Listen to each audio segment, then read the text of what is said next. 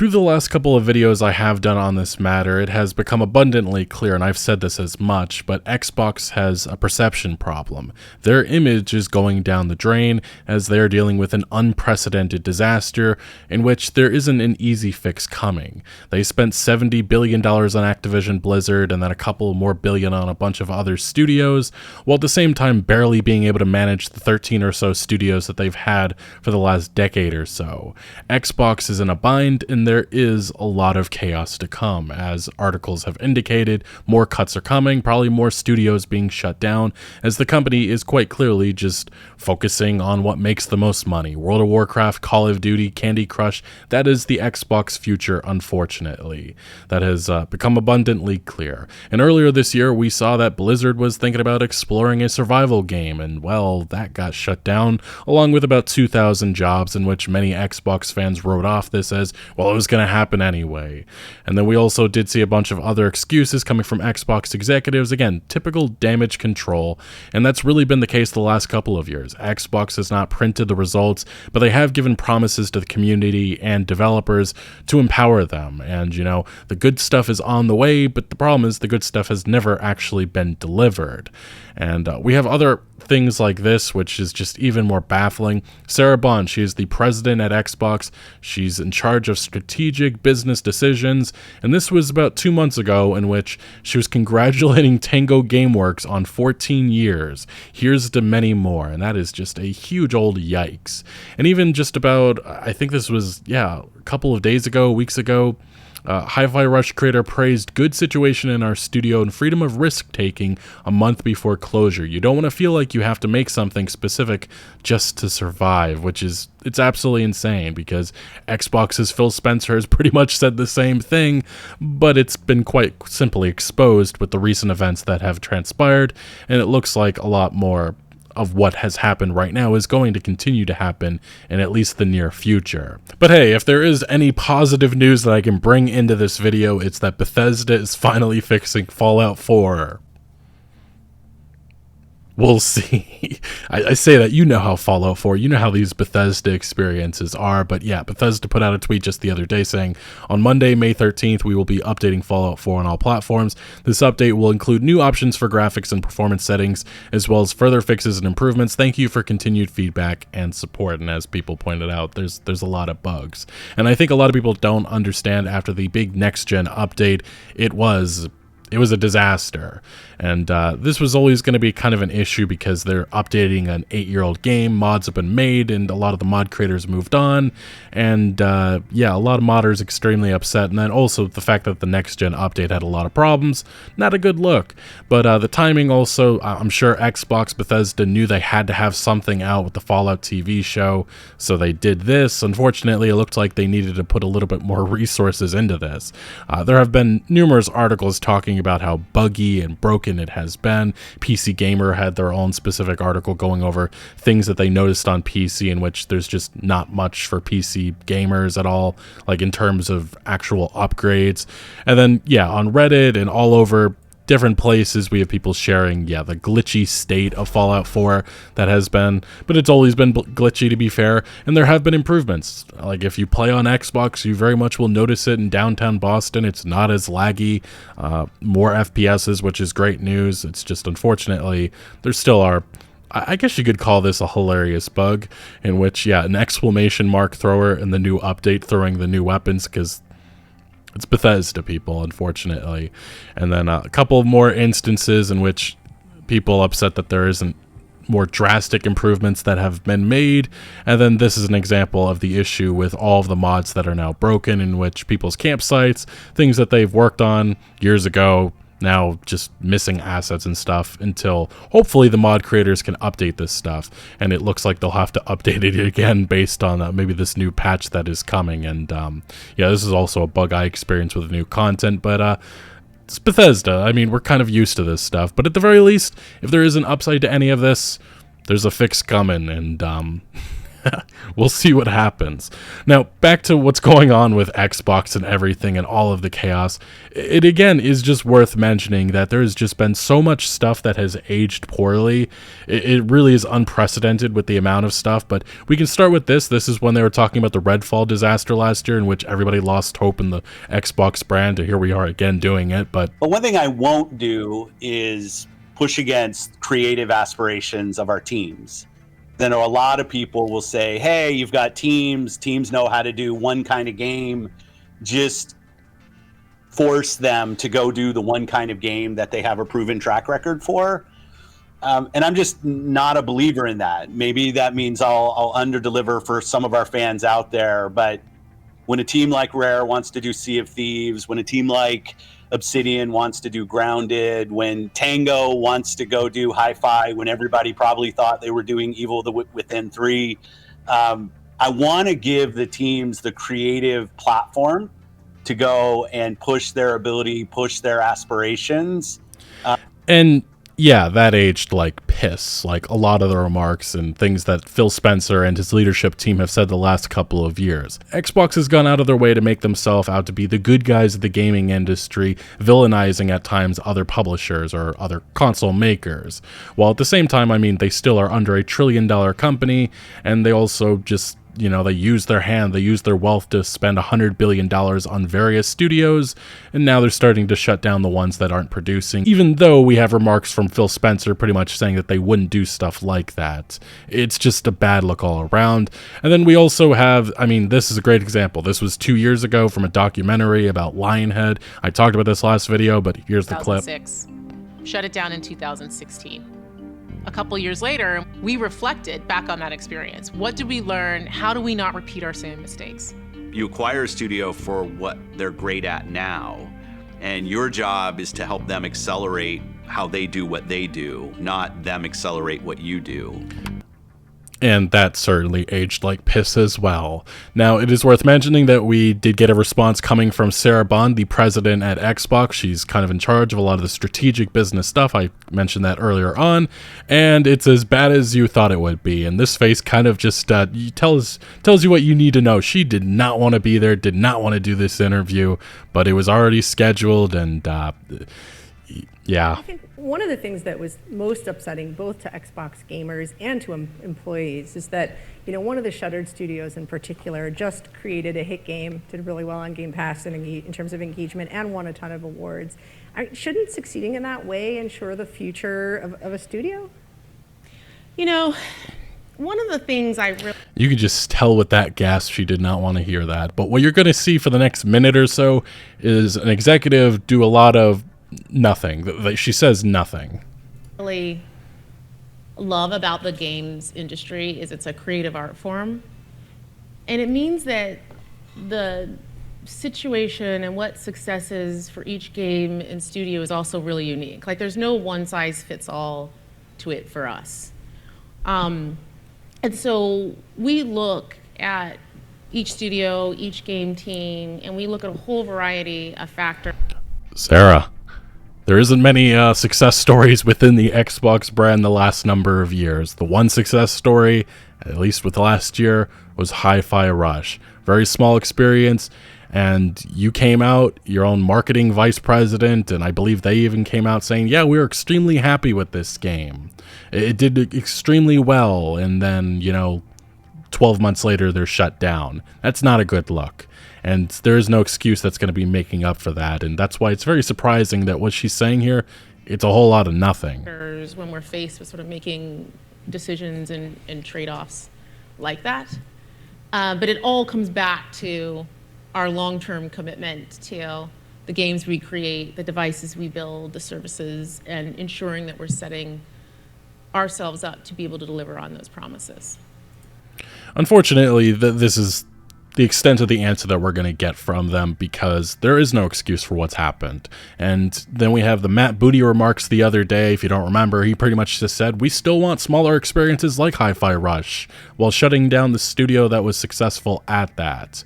And that's why everybody's looking at Ninja Theory, Obsidian, and very, very scared for their future and what could happen to them. At least in Obsidian's case, I feel like, maybe Xbox cancels some of the upcoming projects that they have coming, like The Outer Worlds 2, or maybe some of the other smaller stuff like Pentiment, if they're going to continue doing that, in favor of maybe throwing them on Fallout, because I definitely think that the Xbox brand is all about the big IP nowadays, the ones that can make as much money as possible. And the reason why they need to print as much money as possible is because of the pressure that has been added by spending $70 billion on Activision Blizzard, a purchase that might be the worst mistake that Phil Spencer and his team ever made. And as we continue through this video, we have this article coming from IGN, which is some insider accounts coming from Xbox, in which really just paints a grim picture for the future of this company, because they aren't Xbox anymore, quite literally.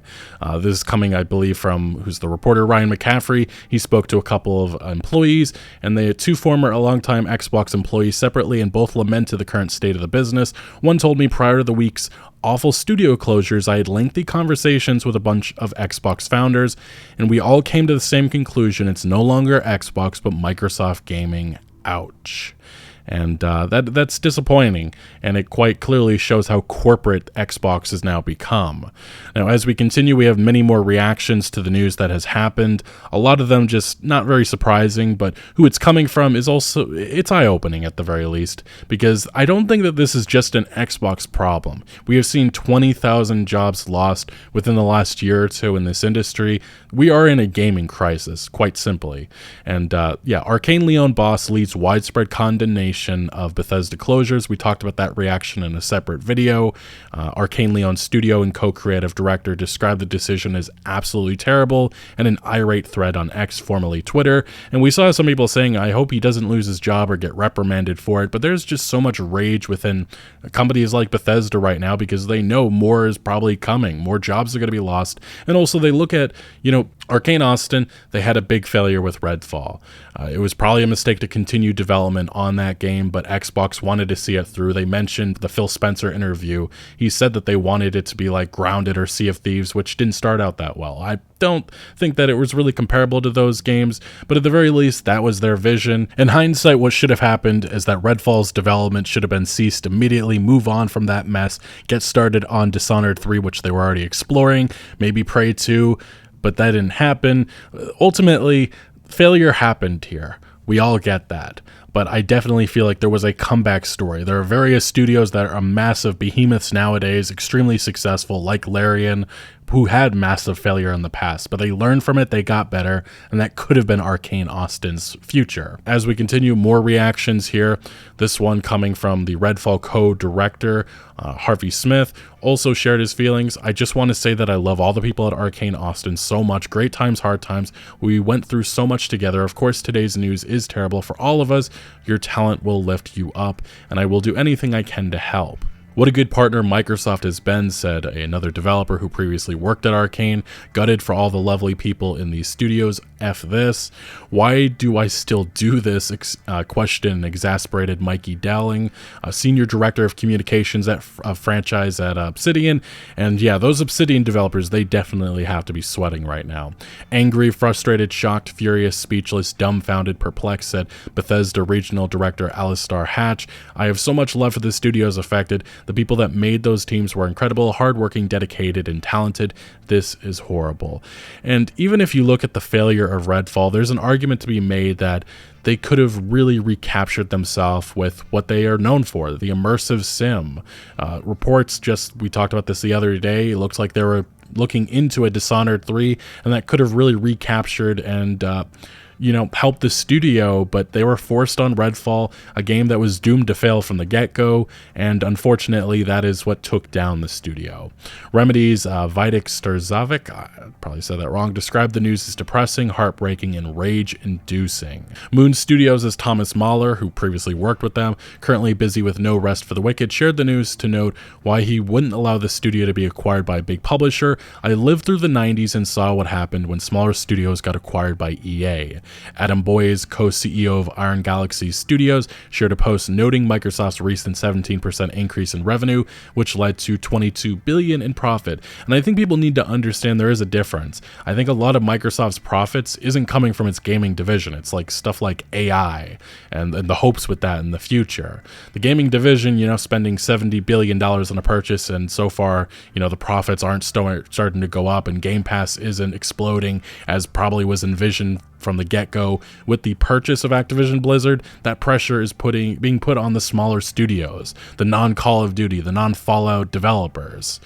We have another reaction. Dave Oshry, who runs game dev collective New Blood Interactive, compared the news to the recent closure of Roll7, the studio behind Roller Dome and the Ollie Ollie games. Don't matter if you made a game that's a bestseller, award winner, or a cult classic, you're getting shut down by corporate sooner or later, pal, which is just, it's very grim, very, very sad reality of the gaming industry.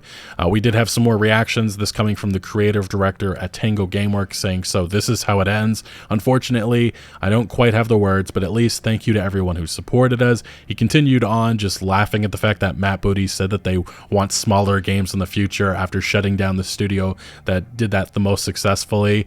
Another reaction coming from Tango Gameworks, game project manager, saying not enough, and they pointed out all of the awards that they got for Hi-Fi Rush. Just, it's so sad to see all of this, but it really does bring up the question, like, what is the point of creating smaller games at Xbox anymore, especially if you could still have a fate that we've had with Hi-Fi Rush developer Tango Gameworks? Another tweet we have coming from another Arkane developer, Rafael Colantonio. He no longer works there, but I believe he was the founder. He is right now the president and creative director at Wolfeye Studios, saying, "Emotions aside, future tweet, Microsoft proves to be short-sighted in that instance. They have infinite money and could have waited for Arkane Austin to do it again, which they would have. It will cost valuable gamer credits to Microsoft and reinforce the evil corp image. Bad move, baffling," which is, it's extremely true. We have another article coming from Eurogamer, which says, "My throat is still raw. Redfall's Harvey Smith reflects on the end of Arkane Austin. We endure these things because we care about the people they work." And unfortunately, the executives at Microsoft, at Xbox, they don't. We have another tweet, this time coming from Larian's director of publishing, saying, "I cannot imagine hearing you're being let go because a prioritization of another developer is especially good for morale, especially if you're in another regional office of a shuttered sister office. Imagining reading that and working in Obsidian or something wild." And that is definitely the takeaway a lot of people are having right now. More so, I think, with Ninja Theory, which is set to launch their big game that they've been working on for the last 5 years, which I just feel like it's not going to reach those massive sale expectations, which we'll see what happens with how Microsoft reacts to maybe modest sales. He did continue on, saying, "It is probably not a good thing that so much of the industry is actually defined by the palatability of a P&L, profit and loss, where nobody is interested in potential and everybody is interested in risk aversion and short-term games. In no world does this make any real sense. Content is king." He continues, saying, "There will be more and more of this as this industry becomes incredibly unpredictable. Without predictability, risk increases. No amount of PR in the world can compensate as it did back in the day when subs were first launched. Now it's just killing the floor." And that ultimately is what's happening. Call of Duty, Fallout are the risk-free games and also the behemoths, and that's what Microsoft is now. That's what they want to support.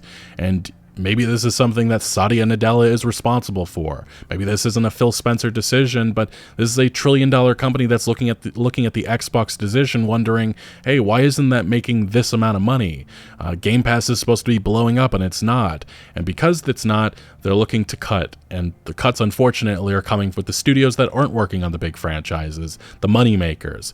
If you're in a situation where you feel the best way to ease risk is to stay course and remove best-in-class developers rather than lean heavily into the best-in-class development and get more aggressive with content, then man, I don't see it. That's not what games is about. And that's true. I mean, there's so many gaming experiences, smaller experiences that turned into massive franchises that wouldn't exist with taking chances and supporting smaller studios. That's why this Xbox decision is it is baffling. It really is ridiculous. I don't see how this will turn around either. Developers, very small people, understand their own P&L and more critically their potential. Being cyclical, of course, people will need content again and start buying again, but the dev community sees all this, which those independent studios, yeah, there's going to be a lot more hesitation working with a massive publisher like Xbox. Who, should they survive a difficult period, is going to want to enter in those partnerships after all this butchery of optimism? Surely we've passed the point of no return. Who will want to see if this future is as brutal as P&L? Educate my naive mind. And then he finally adds saying, best cynical corporate acronym learned in the last 5 years means I'll be gone, you'll be gone. Essentially, who cares?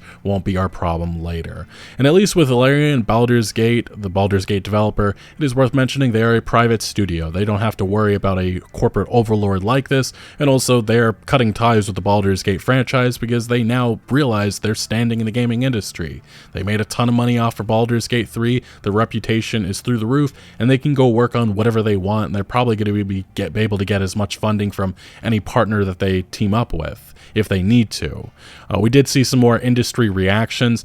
This one was absolutely insane, coming from the former Blizzard head Mike Ybarra, saying, I see a lot of shots at Phil over today's Xbox announcements, I get it, but knowing him as a human, which this is a human that makes millions upon millions of dollars, I know this hurts him as much as anyone else.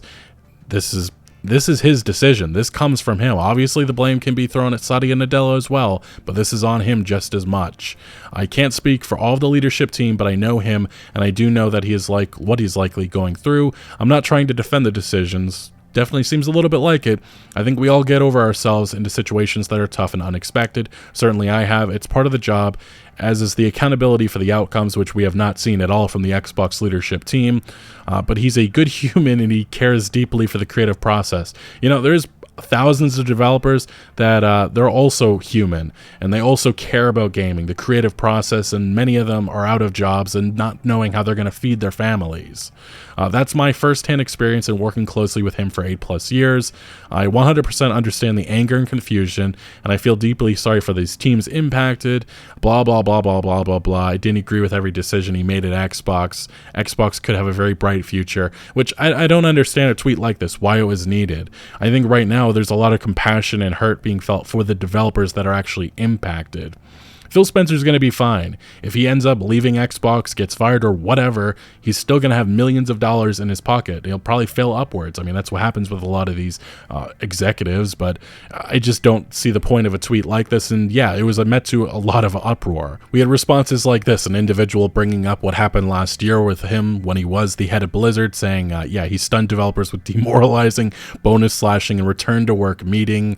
Gee, wonder why our mentors are leaving in droves. He's just another executive. I mean, that is very, very true, especially with this ridiculous take, which think about Phil Spencer and the other executives. Ridiculous. Another gaming figure saying, I get very tired of hearing about how nice execs are when they're not the ones having to figure out how to provide for their families after losing their jobs and having their creative projects canceled. And I think people often forget that game developers can't just go down the street to find another job. They have to take their family and pack up their bags and often go to completely different countries to get another job, all with the uncertainty that they may end up being laid off in a number of months. That is kind of the problem with the video game industry, especially right now when 20,000 jobs have been lost in just the last year or two.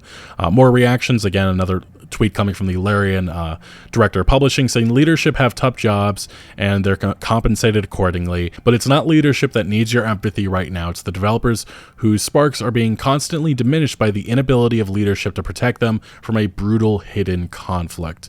And ultimately what this entire situation has exposed is that Phil Spencer is just another executive which is hamstrung by what the board of directors, what investors want, which is to make as much money as possible, which yeah, Xbox is no different than any other company, and I'm sure many of you are watching this like, oh duh, but there is definitely a community of gamers that really thought that Xbox was different. Some more reactions to this entire Xbox ordeal, this coming from the CEO at Arrowhead, in charge of Helldivers 2, saying, I don't understand the closure of Tango Gameworks. I mean, why close instead of divest? Surely the team would easily have been able to find a new home, and I'm sure for tax reasons or whatever, Xbox just decided close them on down.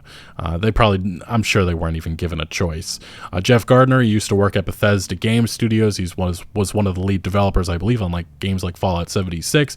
He said, "So I guess it's just the people who made the games that have to suffer, not the people who simply made money off the games. We see how this works now." This coming from a Naughty Dog lead developer saying this fucking industry. And then finally, I'll end off with this. "No studio has inspired me more as a designer than Arkane. Today's news is awful. Everyone is poor for Arkane Austin's absence from our games industry, and it's abysmal state of affairs that we won't get more of their games or contributions to Arkane Leon's output." This coming from a lead designer at Naughty Dog. So as you can tell, this entire Xbox ordeal it's a disaster. And again, it is worth mentioning that the Xbox Game Showcase is in just about a month, and it's going to be very interesting to see how Phil Spencer handles the situation. I think a lot of us are just expecting some nonsense apology. He jumps on stage, says we're going to be better, and it really is just waiting to see what the next studio is closed, what the next, massive firing is at Xbox, because this has been the case the last decade, just constant chaos with this brand, and there really has not been any accountability from the top. It just feels like it's been more executives at Xbox failing upwards, but that accountability doesn't seem to be coming, but we'll see what happens. The responses coming from Sarah Bond just tells you all you really need to know about Xbox. They don't know what to say about this. And I'm sure that this wasn't entirely their decision. It probably was Satya Nadella, the investors and such, but this all falls on them. They created an image that many people bought into, and they have not delivered at all on any of their promises, as all we have seen is many of their games up in fire, from the ones that have been released and the ones that are in development. Anyway, let me know your thoughts on all of these reactions and everything that we discussed today down in the comment section below. But thank you for watching. Make sure to leave a like if you did enjoy this video or if you found any informative value, and consider subscribing for more videos like this. See you later.